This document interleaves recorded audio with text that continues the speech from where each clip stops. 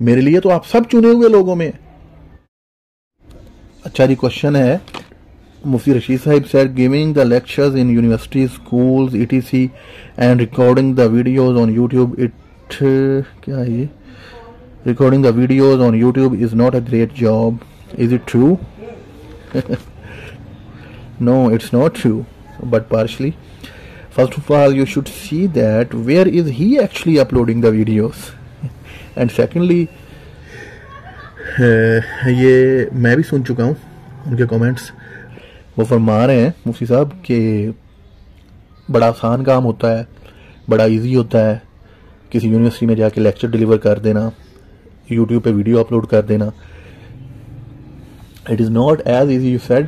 یہ اتنا آسان نہیں ہے, بہت ہمت چاہیے ہوتی ہے حق بات کرنے میں, چاہے وہ پھر یوٹیوب ویڈیو اپلوڈ کر رہے ہیں, چاہے وہ یونیورسٹی اسکول میں لیکچر ڈیلیور کر رہے ہیں یا کسی کانفرنس میں.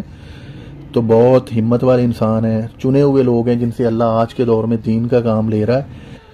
اور یو بیٹر نو مفتی صاحب کہ جو حق بات کرے گا اسے کن مشکلات سے گزرنا پڑ سکتا ہے. تو بٹ ہیونگ سیڈ دیٹ, مفتی صاحب جو ہیں بہت بڑا کام کر رہے ہیں اور ابھی نوجوان ہیں, اللہ نے ان سے بڑے کام لینے ہیں. آپ کے بارے میں تو کوئی دو رائے نہیں ہے. جو بھی مفتیان ریسرچ ورک اللہ کے دین کا کام جذبے سے کر رہے ہیں تو وہ تو چنے ہوئے لوگ ہیں, ان کی تو ہمیں ضرورت ہے. اور علماء کی قدر اگر نہیں ہوگی پھر تو بہت خطرناک سچویشن ہے. تو علماء کی قدر کو تو سپورٹیو بہت سی حدیث ہیں. آپ تو ہمارے سروں کا تاج ہیں. اللہ آپ سے اور آگے چل کے اللہ آپ سے بہت بڑے کام لے. ابھی آپ کی عمر ہلکی ہے اس لیے یہ بات کر گئے, اللہ آپ سے بہت بڑے کام لے گا انشاءاللہ. لیکن خدارا آپس میں جڑ کے رہیں. کسی کو کہنا کہ آپ کا کام چھوٹا ہے یا بڑا ہے تو یہ چیز اچھی نہیں ہے. اور پھر صرف ویڈیو اپلوڈ نہیں ہو رہی, اس کے پیچھے جو ریسرچ ورک ہو رہا ہے, جو اس بندے کی ایفرٹس ہیں, جو اس کا جذبہ ہے اللہ کے دین کی خدمت کرنے کا, اس کو سراہنا چاہیے. تو اگر کسی بندے کو پتہ چل گیا کہ what is the actual mission of his life, تو پھر ہمیں جو ہے ویسے لوگوں کو تو رول ماڈل ہیں وہ. ایسے ہی نہیں آپ پیدا ہو گئے, آپ بہت بڑے مشن پہ آئے. اگر کسی کو یہ سمجھ لگ گئی ہے تو پھر تو یہ چند سال کی زندگی ہے. اگر وہ یہ چاہ رہا ہے کہ ہماری یوتھ جو ہے وہ بھی اس مشن پہ آ جائے تو یہ تو بہت اچھا کام ہے.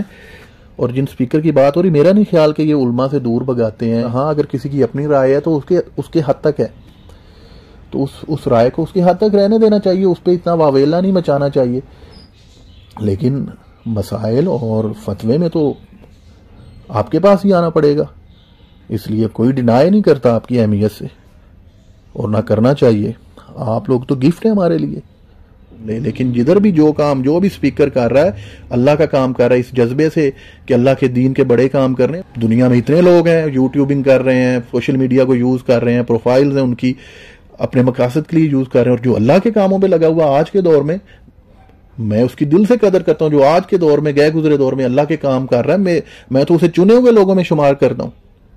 اب پھر چنے ہوئے لوگ جو ہیں آپ اللہ کا کام کریں, آپس میں ہی ایسے جھگڑے کریں گے تو پھر یہ کیا میسج جائے گا اس نوجوان کو کہ جو اللہ کا کام کرنا چاہ رہا ہے, کام کرنے سے پہلے ہی آپ نے اس کی حوصلہ شکنی کر دی.